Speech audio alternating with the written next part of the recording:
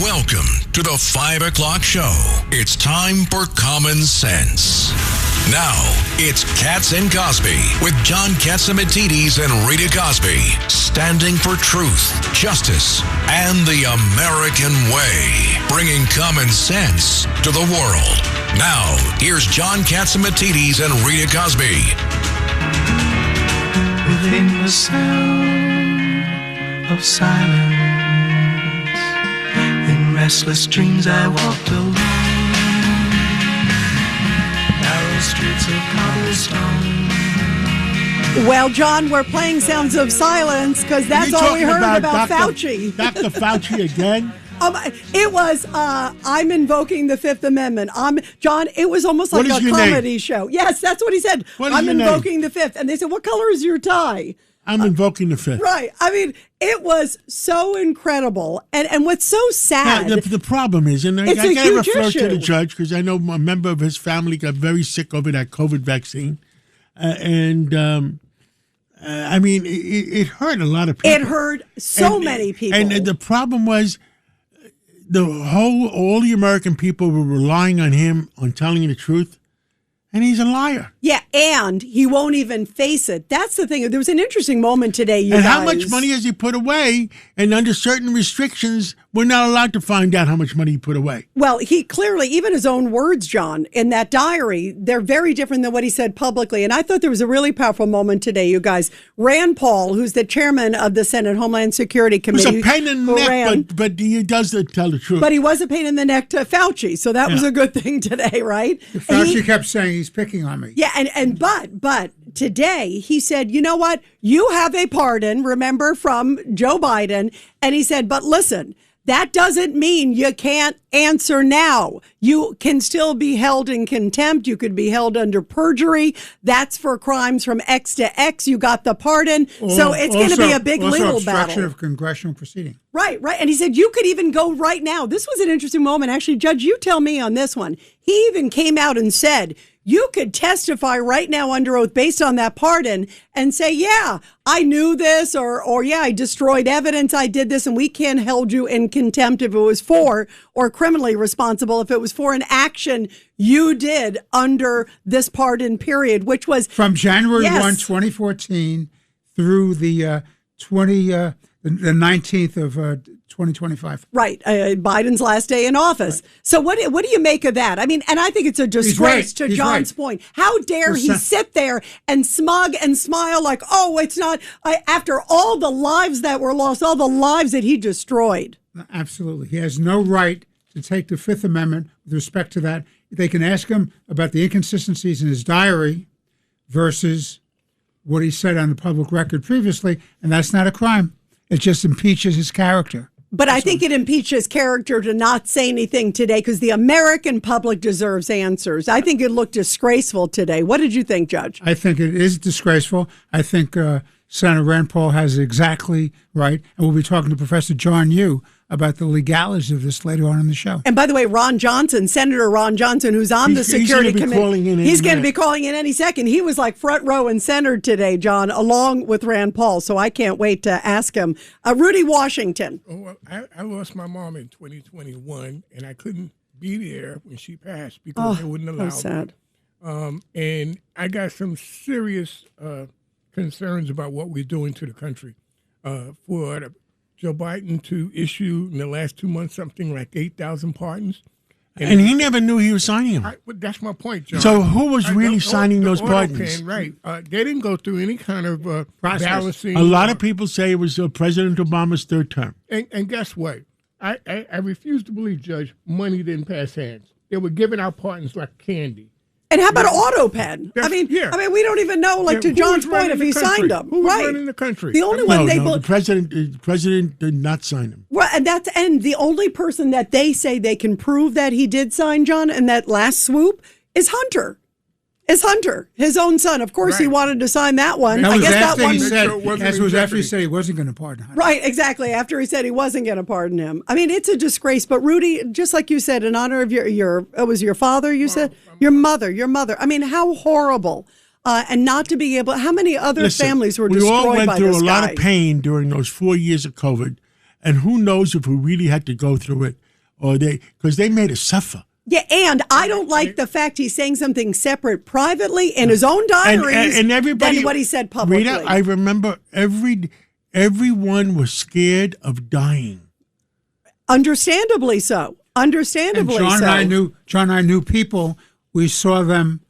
We were at events. They got the shot, and a week later they were gone. Good friends of ours. It's horrible. It is. I mean, think about the lives that were destroyed by this man. And there are hundreds of thousands, maybe millions of people whose health was broken down because it compromised their immune system. Right. And the fact that he was saying privately, even on the origins too, you guys. I mean, he said to John in the interview that you did, John, in 2020, he said, "Oh, it looks like it came from the market." And then privately, right around the same time, he's essentially on calls with people, a few people only, handily just a few, that he essentially is saying, no, it looks like this was transmitted from human to human and potentially maybe a lab. And remember, Rita, in our discussion last night with Miranda Devine, the reason he did that is he was circumventing the ban by the Obama administration about this kind of testing with these viruses. So he went around it by helping to fund China. And China's military and intelligence committee was taking care of that lab. And you think they were going to give it back to us?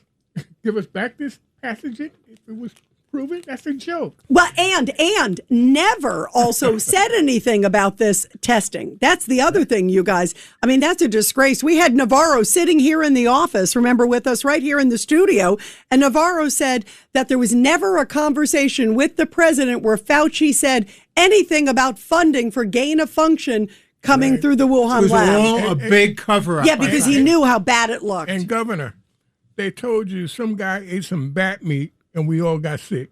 How do you like that one? What do you think, Patterson? Sounds pretty bad. That's some rough bat meat, isn't it? Sounds delicious. Bat meat? Yeah, that was the original line. Yeah, it was a pangolin. Remember, it was some animal we never even heard of. Remember that? I mean, that was just ridiculous. The other thing, you guys, too, is also President Trump. It sounds like they are very close to a major attack from the United States against Iran in response to Iran firing ballistic missiles at U.S. bases in Jordan. In Jordan. Yeah, and also Hezbollah has attacked the Israelis in Lebanon. So much for a ceasefire, right? Yeah, ceasefire's worked out pretty well, huh? Yeah, I mean, what a mess this is. And President Trump said, you know what, we're going to hit the blank out of them. I can't say the word. Why not? 7 dirty words you can't use on radio and television. Yeah, I can't say it. Right. Hit the blank out of them and the blank. But he is fired up today in the Oval Office and said that that payback is coming. He said very, very soon. And John, also, we were talking about the markets today. Big drop in the markets, right, John? 1,150 points down. Wow. After the news about Iran, you think? Is Maybe after it's the a lot news of about turmoil. the testimony. In the feds. Yeah, Fauci, after Fauci. Yeah, you can't blame that on Fauci. Yeah, exactly. It was only 111 times he said, I invoke. It wasn't 1153. Yeah, it felt like it. By the way, John, I understand we have calling in right now. We have Senator Ron Johnson. Do you want to bring him in? I'll take that one. And joining us now is Senator Ron Johnson. He's, of course, on the Senate Homeland Security Committee. And, Senator, you were superb today asking questions of Fauci, but yet he invoked the fifth, 111 times? What was your reaction? Well, he didn't answer any questions. I think Chairman Paul did a great job laying out the case in his opening statement. He had a great video that was devastating for Fauci. Josh Hawley, honing in on the fact that Fauci uses his government devices, his staff, to solicit awards worth over $1 million while Americans were dying. People globally were dying from the pandemic, probably created by the man-made created coronavirus based on the gain-of-function research he had funded for decades. So, no, it was not unexpected. My staff, there's only one of them who thought he'd actually answer questions. That guy lost the bet. So we were pretty well anticipating this. Even if you would have answered questions, we would have got basically non-response responses. So for my part, what I primarily tried to do is raise the awareness of what the legacy media is not covering. The fact that injection injuries are real. They knew about them. They didn't warn the public. They're still not warning the public. these injection injured cannot get treatment.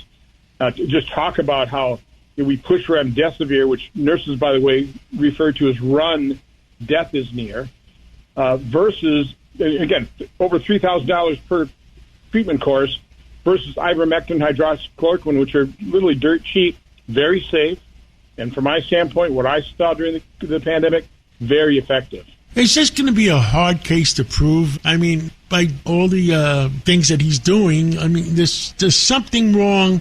Every American feels that there's something wrong. By taking the 5, what do you think, Senator? Well, first, I think it's extremely easy to prove. I think we proved that today. I think, my Republican colleagues, like I said, Josh Hawley, Bernie Moreno, Rick Scott, James Lang. I'm going to miss some of them, but I think we all did a good job of laying out the truth, which is irrefutable. The problem we have here is even this has become a partisan issue. If you listen to the Democrats, they were still singing the praises of St. Fauci, the science.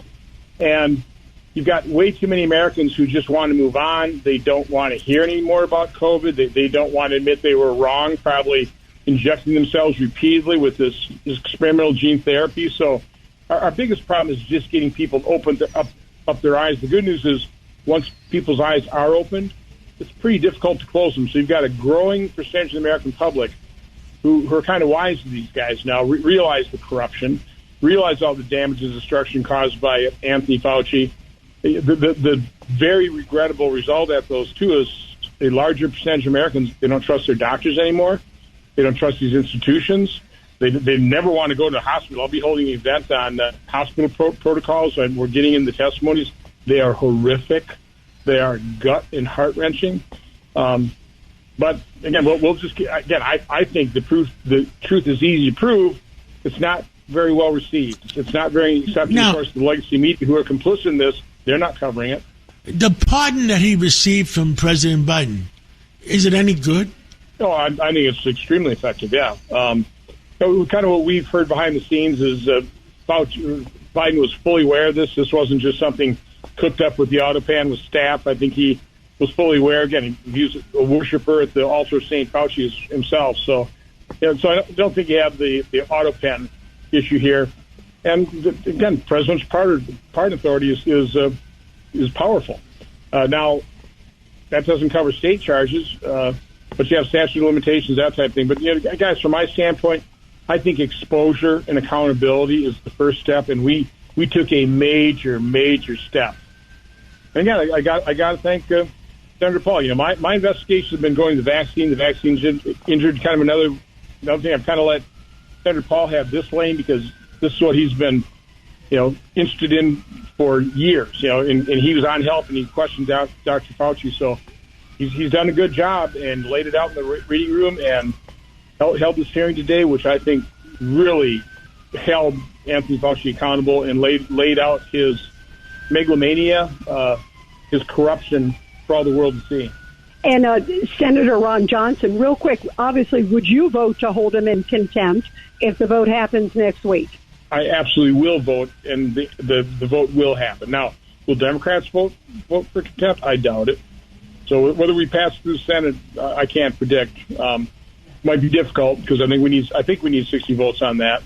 But I think it'll definitely pass through the Homeland Security Committee because every Republican senator was there, and every Republican senator saw what the world saw, a corrupt individual who's completely unrepentant. Understood.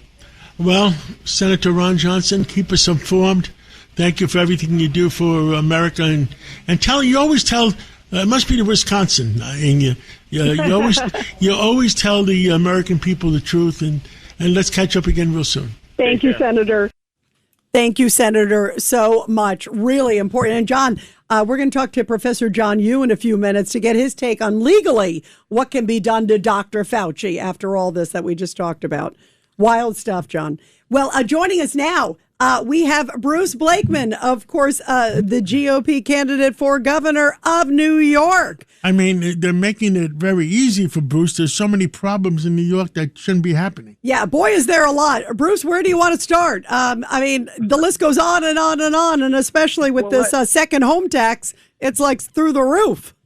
Well, let's start with the good news. The good news is that we have another confirming poll that we're neck and neck with Kathy Hochul. We're now within the margin of error, so we're in a statistical dead heat. And people thought that a Republican wouldn't be able to win election in New York State, and we're proving that wrong because Kathy Hochul is the worst governor in the United States of America, and people realize that. Her unfavorability rating is close to 60%. That's unprecedented. And it's because of failed policies. It's because of we're the most overtaxed state in the whole United States. Our electric bills are 70% higher than the national average. She is the most pro-criminal governor. That's why we have a revolving door of criminality. She spends billions of dollars on illegal migrants who aren't New Yorkers of our taxpayer money. So I'm very encouraged by the poll. But this latest thing was around Mandami, and of course with the acquiescence of Kathy Hochul, where now they are publishing lists. They're outing rich people. That is something that is very, very troubling. It was totally unnecessary. And now people are getting bills that they are supposed to pay for having a second home in New York. And the fact of the matter is that most of these people, that's their permanent residence. And now the government has put the burden on them and shifted the burden and making New Yorkers prove that they have a permanent residence, that their first home is in New York State. So now they got to go hire a lawyer. They got to get somebody to prove that they live in New York State. They are frustrating our development of the economy. They are ruining our economy. We're number 50 out of 50 states. And now anybody with money is going to say, the hell with New York. We're getting out of here. The good news is a lot of those people have called me today, and they've told me, we want to support you. We've had enough. And many of them are Democrats. So, wow, that Bruce, that's interesting because you're right. I feel like a lot of New Yorkers have sort of hit a boiling point. Like this is just ridiculous. Between that, between just some of the other comments that he's made, the anti-Semitic comments. We'll get into the board too, the judicial board. No Jewish appointees. The guy apparently has some business conflicts too on that deal too. Judge Weinberg. Well, you had a great judge, John Leventhal, Appellate Division Justice, Second Department, distinguished judge, distinguished lawyer. They blew him off the committee. They wouldn't appoint him because it was supposedly he was part of the Epstein team. What he forgets to say is that the chairman of the Judiciary Screening Panel is somebody who defended terrorists. So let me get this straight. So his lawyer, who's running this committee, can stay on and run the committee and screen judicial candidates, but Leventhal is not qualified. Double standard, hypocrisy, and not a Jewish member on this committee. It's absolutely outrageous, Bruce. Well, listen, it's in line with everything that he's done. Think about it. The first thing that he did as mayor was water down the definition of anti-Semitism, right? That's right. And then he's the first mayor that hasn't marched in the Israeli Day Parade. His rhetoric, he has refused to criticize the term global intifada, which we know what that is. And now I'm telling you, look, it goes beyond that, guys. It's not just anti-Semitism, it's anti-Americanism. His 4th of July speech on the 250th anniversary of this beautiful country, he had not one good word to say. And then he left off the two little Italies on the immigration tourist map, right? And the Jewish neighborhoods, and the Jewish, and the Irish. I'm getting to that. There's two little Italies, right? So he not only missed one, he missed both of them. There's one on Arthur Avenue in the Bronx, and one in Lower Manhattan on Martin Mulberry Street, right? So he left that off. How about John Astoria? The Greeks. The great Greek immigration, Astoria, New York. Hell's Kitchen, where the Irish immigrated to. Little Odessa in Russia. But he did put on the map Little Palestine. I don't know where the hell that is. His mission is to bring people together, not to pull them apart. Yeah, it should be. You're right. It should be. And Kathy Hochul is absolutely silent, and her silence is an omission. She's in league with this guy, and that's why her approval ratings are in the toilet right now. And that's why I'm going to be governor, because I've proven in my county that I can unite people, every race, religion, ethnic group, people of all abilities and lifestyles. Everybody in my county is treated with respect and kindness and generosity. But that's not the case in New York City. Zohran Mamdani is the great divider. He's not a unifier. He's done nothing but divide the city. And first it was the Jews. You notice that an Asian American was attacked the same night that Upper West Side Jewish resident was attacked. An Asian American was attacked because in Mamdani's world, Asian Americans are capitalists. They're small business owners. They're entrepreneurs. They believe in good education. They believe that there should be schools for the exceptional. And these are all contrary to things that Zohran Mamdani stands for. So it's not surprising. First it's the Jews, then it's the Asians. And how about the fact that this guy couldn't find 1 hour, and neither could Kathy Hochul, to go to the installation of the new Archbishop of the city of New York? Not 1 hour. The largest religion in the city of New York, the Catholic religion, he couldn't find time to go there. So if you add all this up, it's much more than anti-Semitism. It's anti-Americanism. It's anti-Christianity. And he denigrates the immigrants who came here and loved America and built our city and built our state and built our country. Yeah, there's a lot there. And just like you said, Kathy Hochul seems to not be disagreeing with him She's a great on enabler. anything. Yeah. She's a great enabler. Right. None of this would be happening but for her. Where's her moral courage? Where's her intellectual fortitude to say and do the right thing? Well, and everybody, obviously, for everybody understanding, she's the one who could be reining him in. She has the authority. And to Bruce's point, she's the only one, really, who has the ability to rein him in, and she's not doing it. Bruce, congrats. She gave a $5 billion bailout to the city of New York without any conditions, without a control board, without any strings attached, and without making it very clear to Mamdani that you have to support the NYPD. You have to backfill all of those vacancies in the police department of all the people that retired. Not one nickel for any new cops. Not one nickel. With all the cops that retired and left the NYPD, not one nickel, and she gave him $5 billion. That's incredible. It shows where the priorities are. Bruce, congrats on the new poll. This is great stuff. Just Next 4 time points. You talk to her, guys. Ask her when's she going to debate me. Oh, yeah, that would, boy, I can't wait for that. She's going to be at Father Alex's Saturday breakfast on August 8th. Maybe the debate will happen there. Wouldn't that be something? August 8th, she will be at Father Alex's. Yeah, big Saturday morning, yeah. Wow. Yeah, all right. Well, I'm going to be very excited to debate her. I've accepted every debate challenge. I believe she has not accepted any. Oh, wow. Well, I hope she does. That'll change. Yes, yeah, that will change. No, that won't change because she didn't accept matching funds because one of the conditions of matching funds was you have to debate. And when she didn't accept it, I said, there you go. She's not going to debate me. Oh, wow. Very interesting. Very interesting. I remember the debates with her and Lee Zeldin. That's what, and actually, it changed the race quite a bit. It helped Lee Zeldin quite a bit. So that's interesting. Well, worst comes to worst, you debate an AI model. An empty chair. Bruce, keep us posted. We'll talk soon. You. Bless you all. Thank you. Thank you so much. Thank you. And John, we're going to take Let's a break. Take a break, and we're going to come back with Professor Yu because there's a lot of legal interpretations that we need. I can't wait to ask him about Fauci, and Fauci. A common sense recap of the day's biggest stories. It's John Catsimatidis and Rita Cosby.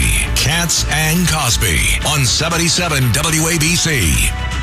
Well, we are back, and we've had some great show for the last 2 days. And, yes, we have. And now, I mean, there's so many legal items on the shelf. And Judge Weinberg, we got John Yu calling in from Berkeley. Professor John Yu. Absolutely the best. John, welcome back to the show.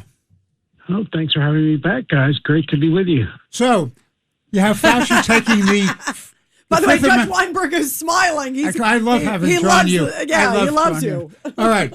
111 times Fauci takes the Fifth Amendment. That's very interesting because right in front of me, I have the executive grant of clemency from the so-called President of the United States, Joe Biden, to Fauci, running the period January 1, 2014 to January 19th, 2025.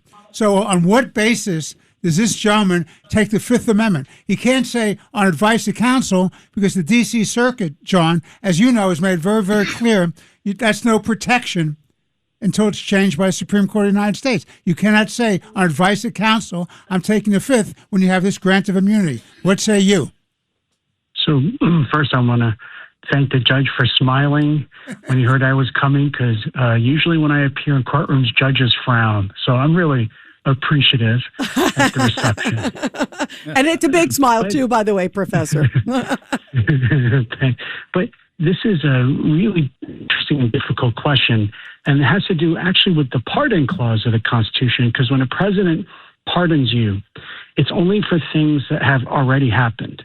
So if Anthony Fauci lied to Congress any time before President Biden pardoned him in 2024, then he can never be prosecuted by the federal government. But if he were to do something new after the pardon that violated the law, he could be prosecuted. You can't pardon people for things that haven't happened yet. In fact, the Supreme Court has observed a few times. In fact, presidents, I don't think, have ever actually tried to pardon people for things in the future because they've understood this. So if Fauci lied before this committee now, he could be prosecuted for that. Biden's pardon wouldn't immunize him. And so that's the basis for his claim, is that Senator Paul, I guess, is trying to ask him questions about why did you say one thing in public and then tell your diary something different? Were you lying to the American people? Were you lying to Congress? But he could admit that that's different, John. He could say, yes, it's different. So what? Yeah, if he told the truth, then he doesn't have to worry. And that's why him taking the Fifth, I think, points to something more here than what he claimed, that Senator Paul's out to get him. Because there are, if you look at his diary, there are serious differences between some of the things he told Congress and the American people during the lockdowns and what he was telling, I guess, himself. By the way, major contradictions. I mean, there's major contradictions where he's talking about knowing that, it looks like a lab and it doesn't look like it's a wet market, essentially. And then he's telling the public it's a wet market. Then he says, I didn't convince people about the closing of schools. And then he's in his diary talking to former mayor, current mayor at the time, Bill de Blasio, saying, I'm so glad I was able to convince him to close schools. So which one is it, Dr. Fauci? Oh, yes. That's his problem, is that the safest thing for him to do would be to tell the truth and say, I actually wasn't being truthful with the American people back then. I knew the facts were different. And they go on to equally serious things, not just that he's involved with the lockdowns, not just that he had more advice telling him that this might have come from a lab leak, but also that it appears that he might have exaggerated the mortality rate for the disease that by maybe one order of magnitude, which is incredible, that he organized an effort to suppress contrary opinions by serious virologists at places like Stanford and Harvard and Oxford. And so, yes, he could, Mr. Katzenberg is exactly right. He could tell the truth, and then he'd have nothing to worry about it. But then he'd also have to say, but I was lying 5 years ago. I was lying 6 years ago. John, let me ask you this question, switching gears. So we have a mayor here in the city of New York who's done nothing but create a climate of fear and hostility against the Jewish community in this town. And it's led to disorder, violence, people being stabbed on the street merely because they seem to adhere to a particular religion or ethnic group. So how close are we to having an incitement charge against him, having created this climate? How close is it to meeting the standards that has to have some sort of immediacy? I don't think it's happened yet. You might remember that there is a very high standard because of our protections for free speech against incitement. against incitement. Sure. Oops, we're losing you. John, Professor, we're losing you. You're breaking up. I'm sorry. I'm sorry. There's a lot of problems with doing. I don't know if it's incitement of violence. It would be hard to prove. I mean, it has to say something which almost it's like yelling fire in a crowded theater, something that like imminently causes some kind of violence. I don't know if we've seen that yet.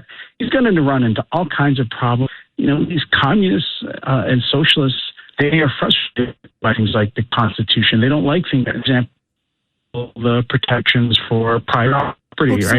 We're losing you a bit, Professor. Taxes on people. Sorry. Sorry, we're losing you a little bit. But your point is that you don't think it's reached that point yet, right? Is what you're saying? I don't know. I don't think so. Although, it's going to take him threatening people. I guess he hasn't done directly by name, but that it has to spark some. It has to spark some kind of immediate violence, and we haven't seen him do that yet. All right. Well, we'll see where it goes. Free speech. Yeah. Even if we can't stand it, it is really interesting to see. It's a great, interesting topic there, Judge, for sure. Well, Professor John Yoo, thank you. And thank you very much for being here. And the judge is smiling again anytime you're here, just so you know, for the record. All right. Thanks very much, guys. Great to be with you. Thank you, Professor, very much. And now we got the top news of the day is Goya Foods is sponsoring it. Absolutely. It's the top news of the day, sponsored by Goya. Here's Rita Cosby. And there is a lot of news today. By the way, we're going to have Brigadier General Blaine Holt on coming up to give us the latest. He always has that great inside scoop. And this is a big story, of course. President Trump says the U.S. will be hitting Iran very hard after the regime targeted U.S. troops. While speaking to reporters in the Oval Office just a little bit ago, the president was asked about Iran's ballistic missile attack on U.S. forces in the Middle East last night. CENTCOM said all the missiles were intercepted, and Trump said Iran knows it's coming, our attack, and it is our turn, and we're going to hit the blank out of them, is what he said. I'm not going to fill that in. Okay, Gov? All right. It's okay. Okay, thank you. And also, another big story is Todd Blanche's nomination for U.S. Attorney General is facing a major roadblock. Texas Republican Senator John Cornyn is saying that he will not vote for Blanche until the department provides a written commitment permanently ending what is called a $1.8 billion anti-weaponization fund, as some people are describing it. President Trump says it's not a weaponization fund, but there seems to be a bit of back and forth on that. Cornyn's vote is key for Todd Blanche to become the Attorney General. So let's see where that goes. And John, coming up, we're going to be talking to Senator Marsha Blackburn. She wants to crack down on birthright tourism. I can't wait to see what she says. You're commuting home with Katz and Cosby. Now, here's John Catsimatidis and Rita Cosby on 77 WABC. Well, calling in from the great state of Tennessee, we have Senator Blackburn. And, there's so many things to talk about. Senator, we're in the middle of the Save America Act and also birth tourism. What do you want to start with first? Oh, let's talk about Save America first, because this is something that we are getting calls in all day long, every day, into our office. And those of us that are the conservatives in the Senate have been working tirelessly to find a way to get the SAVE Act out to President Trump's desk. And that would make certain that you have to be a citizen to register to vote, and that you have to show an ID when you do go vote. So those are going to be really important to get those provisions across the finish line and to President Trump, so that our local election commissions can implement that before the November elections. So we are trying, what we're doing now is looking at breaking the bill apart and taking it one step at a time. Maybe try to just show an ID when you go to the polls to vote, and then be a U.S. citizen when you register to vote. So that is at the top of the to-do list before we leave for the August state work period. Well, so are we going to be able to get it done before that period? I think what you'll see, we may not get it done, but we may have a pathway to get it done by the time we come back in September. Understood. And now, this birth tourism, this is a mess. I mean, I'll send you a copy of my daughter-in-law. Went back to her home in California and looked in her grandfather's home, and she saw 40 beds there with Chinese pregnant women. Yeah, you know, what we have learned is that birth tourism is a multi-million-dollar industry in the U.S., and you have these companies that sell a birth tourism access. Now, what we have found out that they are doing, they advertise primarily in China and Russia.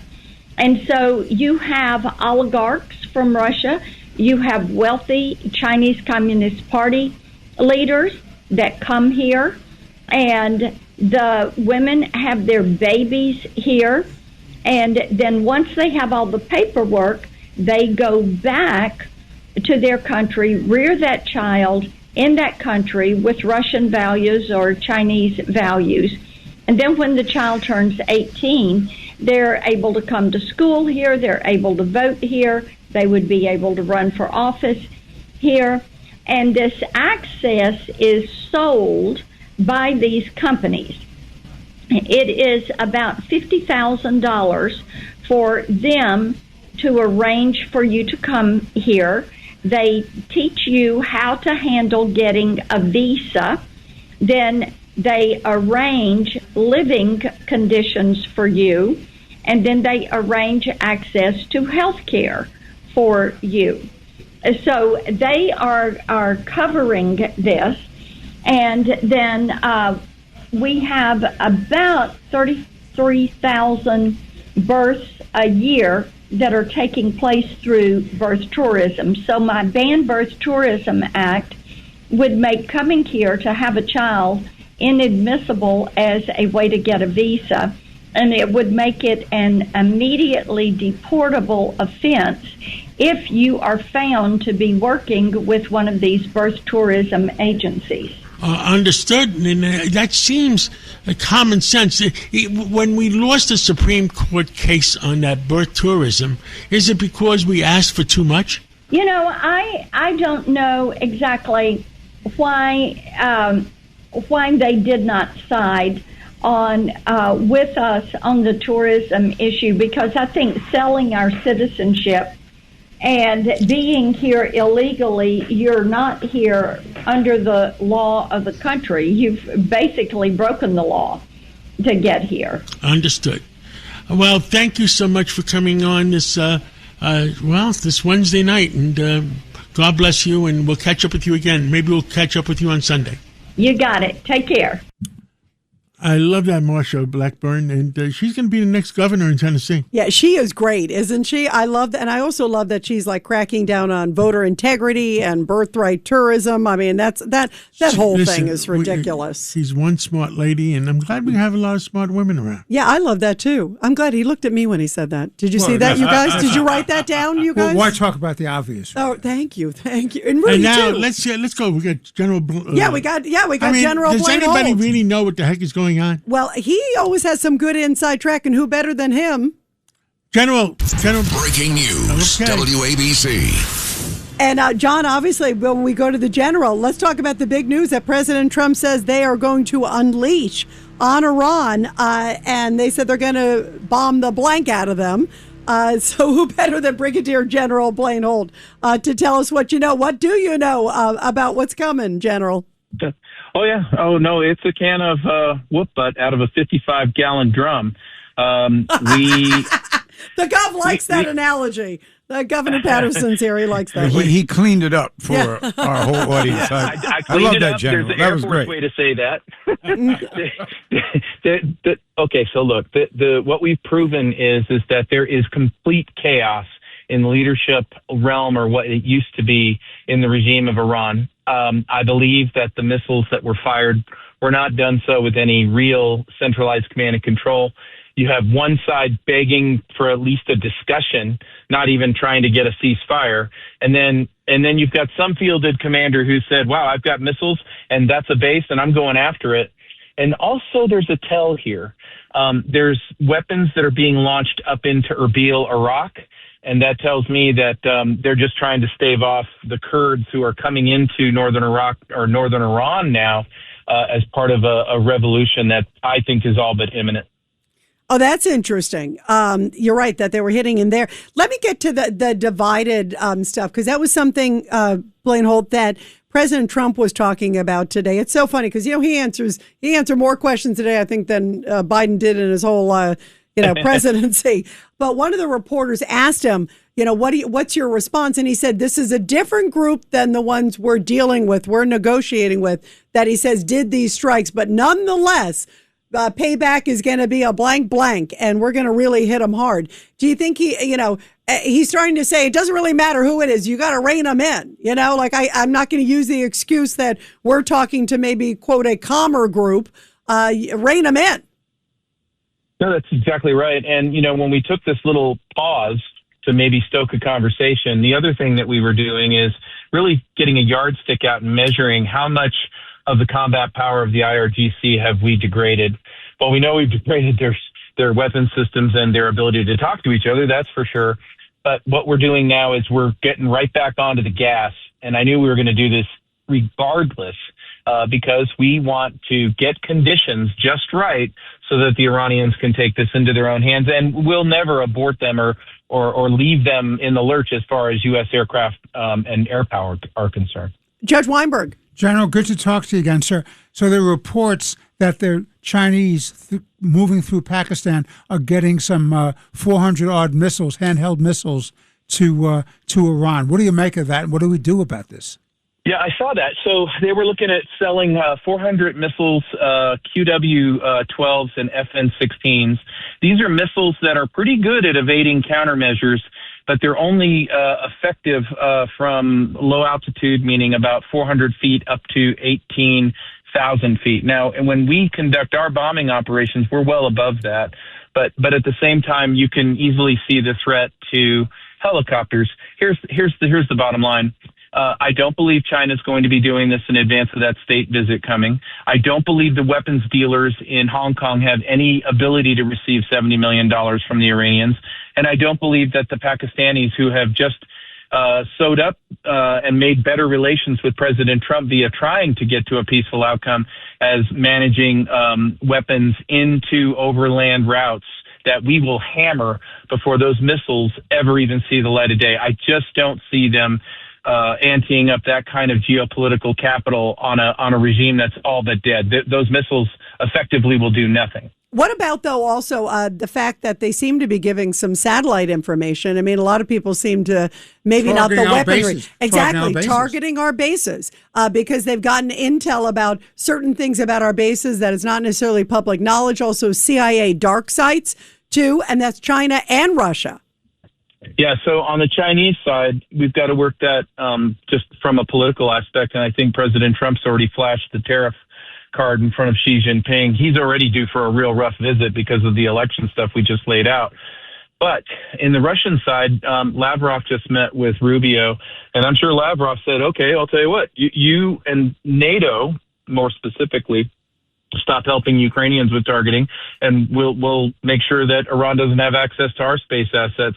And there is a chord there to run diplomatically, because the last thing on this earth we want is for those two wars to fuse themselves together. There is very clear historic examples where that has happened, and it doesn't end up well. Yeah, it's interesting because Iran, Zelensky yesterday also sort of suggested that, remember, they have information about these drones that Russians have been using and that Iran has been using. So it's similar technology, obviously. It is true, but like President Trump said with regards to our intelligence on Pickaxe Mountain, the information's not very valuable if we already have it, and we do. And so we know everything there is to know about a Shahed 136 drone. No secrets under the hood there. They would love to see ours, but I think what they'd really love to see is our new counter drone technology, which is getting better and better by the hour. And I know that for a fact from some of these contractors. Rudy Washington. General, what was that about with the Iranians being attacked by Ukraine? Ukraine going after the Iranians 2 days ago. Yeah, so the Ukrainians got some intelligence about a Caspian Sea vessel that may have been smuggling weapons, and there was Iranian crew on board. They attacked it, and I think that they thought this would be the greatest thing to endear themselves with the United States. After all, these are mutual interests. But what I think happened behind the scenes, Rudy, is that I'll tell you what, you're going to keep the Ukraine-Russia war away from the Iranian war, because the last thing we want is Russia and China coming off the sidelines and seeing great powers in direct contact with each other. Yeah, he's worried, doesn't want them to meld. It's going to be, it's interesting. There are a lot of chess pieces here, as we're all talking about. The guns of August, World War I. Yep, exactly. And the dollars of August. Now it's an economic war as well. And kudos to Secretary Bessent for drying up just about every channel of money laundering possible to the Iranians. Yeah, and hopefully it keeps coming. There's that sanction bill that they want to name after Lindsey Graham. That's Russian, and they want to add Iranian sanctions. I say squeeze the heck out of them. Thank you very much, Blaine. We love you. Thank you, Blaine. Love you back. Always my pleasure. Thank you. And John, I understand we have calling in Michael Watley. I'll take it. Well, we have a special guest today. Michael Watley is here in the studio with us, and he was the former chairman of the Republican National Committee, the president asked him to run for Senate, and he's running for the Senate for the great state of North Carolina. And, Michael Watley, welcome to our studio and welcome to WABC, and tell us what the heck is going on in North Carolina? You know, John, it's always good to be with you. Really enjoy the time we get to spend together on air. And look, North Carolina, we're in a great Senate race. The race is very close. North Carolina is a purple state. We know it's going to be closely contested, but we're going to win because I am running against the worst governor in the history of North Carolina, Roy Cooper. And, he is a full-tilt leftist, just like the DSA and the Democratic Party in their fusion here. And we're going to make sure that we win that race and give North Carolina a conservative champion and an ally for President Trump. There is a give and take in the Democratic Party. What the heck is going on here? Who's going to win in the Democratic Party, because they're not raising any money for the entire Democratic Party, because it's the common sense Democrats versus the crazy Democrats.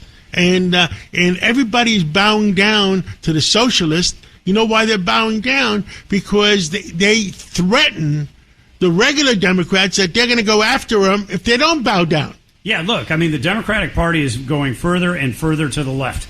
They're lurching to the left, right? They're taking that party right off the cliff. You look at the modern face of the Democratic Party, Zoran Mamdani, AOC, my opponent Roy Cooper, Graham Plattner, James Tallarico. This is the modern Democratic Party. They do not represent Main Street, right? They represent radical out of California, radical out of Illinois, radical out of here in New York City. But right now, that party is not representing Main Street. That's why they're not going to win. Well, I mean, our country is in danger that if they come close to winning, because if the Democratic Party wins either the Senate or the Congress, what happens? It puts the whole country in despair, because they're going to go wacky in Washington. Oh, they want to impeach the president. They want to impeach the Senate. They even want to impeach the Supreme Court. Yeah, the Democrats ran in 2024 on a pretty simple formula, which was open borders, inflationary spending, and a woke weak America. They got crushed. Republicans won the House, we won the Senate, and obviously President Trump is back in the White House. They have doubled down on stupid. This is the agenda that they are running on right now. And my opponent, Roy Cooper, is absolutely leading the way. But these guys are soft on crime. These guys want to end all prisons and put the prisoners back on the street. They want to get rid of the border. They want to get rid of the presidency. I mean, this is pretty radical stuff. It's also not realistic. And any time that they're going to go out there and trumpet these ideas, they're just going to lose credibility in the minds of the middle of the street voters. And that's the whole thing. The American people. And you know what I tell all my Democratic friends? That the socialists have to suffer a big, big, big loss, like the one when Reagan won 49 states, for everybody to realize it's not for them. Yeah, no, and it's not, right? I mean, you think about what Donald Trump ran on back in 2016 and 2020 and 2024, right? He's going to rebuild the economy. He's going to restore our borders, keep our communities safe, and he's going to make sure that we have the strongest, most respected armed services and military service anywhere in the world. That's what he's still fighting for every single day. That's why I'm still with him, and that's why I'm fighting for those things. Right in North Carolina, we need to make sure people make more and keep more. We need more jobs. We need better jobs. We need higher take-home pay. We also need to make sure that we are not, we're bringing down inflation, that we're bringing down interest rates, that we're bringing down taxes so people can keep more of what they want. And we got to have safe kids and safe communities. I mean, that is an absolutely bedrock principle that we need to be fighting for, is prisoners belong behind bars. And the number one, the number one mission for any government, whether it's a state government, a local government, or the federal government, is protecting its citizens. And right now, what the Democrats are saying is they want to abolish the Army, they want to abolish ICE and border protection, and they want to abolish the police, defund the police, and they want to let everybody out of prisons. They want chaos on the streets all across North Carolina, all across the country, and that's not what the voters want. Now, a lot of these people, team leaders that get people to wake up at 6 o'clock in the morning and go picket you, are paid by foreign governments. I hope the FBI is looking into that. And I spoke to Christopher Rea last week, who's a deputy director, and he says they do have a lot of people on that because money is coming in from Chinese, money is coming in from Iran, money is coming in from Russia to undermine our system of government and our education system. And I guess if fentanyl, if China wanted to stop it from coming in from Mexico, they can do it in 5 minutes, and they haven't. Yeah, there's no question about it. There is foreign interference or attempted foreign interference in the U.S. elections. That's why we need the Save America Act. We need to make sure that only American citizens are voting in our elections. We need to make sure people have voter ID. We need to make sure that states are cleaning up their voter rolls and that we have basic protections on mail-in ballots. These are things that I fought for when I was the state party chair in North Carolina, that I implemented the first ever national election integrity program when I was at the RNC to make sure that we're going to protect those elections. We got to keep that up. Well, we have a national audience at 5 o'clock show on WABC. Tell us how can common sense Democrats, I'm talking about Democrats helping you, I'm talking about independents helping you, I'm talking about Republicans helping you win for America. Do you have a website? Yeah, michaelwadley.com. michaelwadley.com, and you can follow me on X, you can follow me on Facebook or Instagram. We've got great social media channels. We're putting out our content. People can sign up, and they can certainly support the campaign. Well, I'm certainly supporting you because I don't believe in socialism. I believe in the way we grew up, and God bless America, and thank you for what you do. Thank you, John. Well, we better win that North Carolina seat, Rita. Yeah, that's a biggie. And Michael knows what he's talking about. I mean, he's one smart guy. You know, he was in charge of the whole GOP for the whole country. Right, for RNC 2 years. chair. Yeah. And Roy Cooper, there's a lot of interesting stuff in his background. Oh, believe me, he's a flawed candidate. People will only pay attention. He's radical, left, let everybody out of the jails. Yeah, the whole crime, right? The free pass on crime. Yeah, of course. I mean, it's ridiculous. Now, we're going to take a break. We're going to come back with Joe Concha. And we got Joe Concha. It's not even Friday. I know. It's an early Friday treat. He's coming up. common sense recap of the big stories. It's Katz and Cosby on 77 WABC. And we are back here on Katz and Cosby. We were talking about Fauci. And you know, one of the most disgraceful things, I think, you guys, is the fact that there were a number of media outlets. These diaries come out that clearly it's his diaries.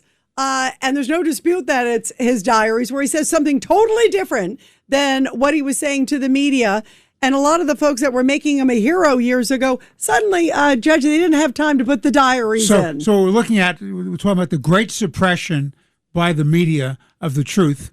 And we're looking about the Democrats in the committee running interference with Fauci. Yeah, by the way, Blumenthal, we talked about the war hero, right? And another great war hero. Right, the great hero. Rambo, right? Like the Rambo. Part 1, 2, and 3, right? But anyway, so Rambo, right? This is in relationship to the truth. Yeah, he was sitting there saying, Fauci is a great hero. He's a great American. He doesn't even want to get to the truth. But then, you know, the sad thing is, guys, and Rudy, we've talked about this before, too, is like the media doesn't seem to be, the media, where is the media? They should be doing their job.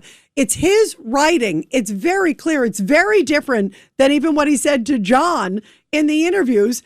And like, you don't hear anything on a lot of the media. Did we ever put up the interview from 5-6 years ago? Yeah, we did. We did post that interview from, and it's like, it's disgraceful. In fact, maybe we have a clip. Go to WABCRadio.com website. Guess what? You find the interview in plain sight of Fauci from 2020. And in fact, John, here's a clip I want to play. Here's a little clip of what he said to you in 2020, different than what he said in his own diary at the same time.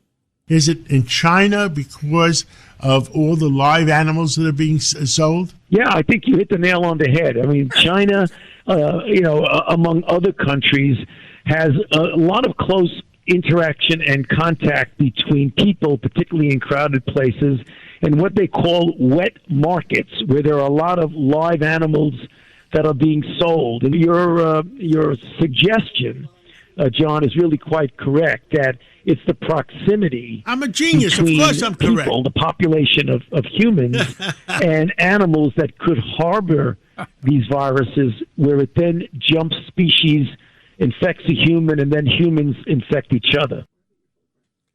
Well, we have something. We have a little bit of a sound. This is my response. They're full of crap. I mean, come on. He lied. He lied to the people. And so many people died during COVID. So many people were scared crapless during that 4 years. Think about all the students who lost. We lost, I feel like, a generation of people. The students lost schools. And he misguided everybody. Yeah, lost loved ones, couldn't visit loved ones, damaged loved ones. Forced people out of the military. People, nurses and police officers lost their jobs. Yes. Right. I mean, it's absolutely. And today he sat there with a smug little face. I just wanted to wipe that smile off his face. And he was saying, "Oh, I take the fifth, no matter what." What do you think? What do you think? Final thoughts, Judge, of where this is going? I think the good grounds to saying there's obstruction of Congress. He doesn't have a defense. The Fifth Amendment is not applicable. And the problem is, can you get over the hurdle of the 60 votes to block the filibuster? That's the whole point. Well, what do we all stand for? Truth, justice, and the American way. We're trying to God fill bless in America. for Concha. Thanks for listening to Katz and Cosby with John Catsimatidis and Rita Cosby. You can hear Katz and Cosby weekdays at 5. It's the 5 o'clock show on 77 WABC. If you like the podcast, share it with your friends and listen anytime at WABCRadio.com and download the WABC Radio app. Hit that subscribe button on all major podcast platforms. Plus, follow WABC on social on Instagram, TikTok, Facebook, and X. See you next time for a new episode so you never have to wonder. What the heck is going on here?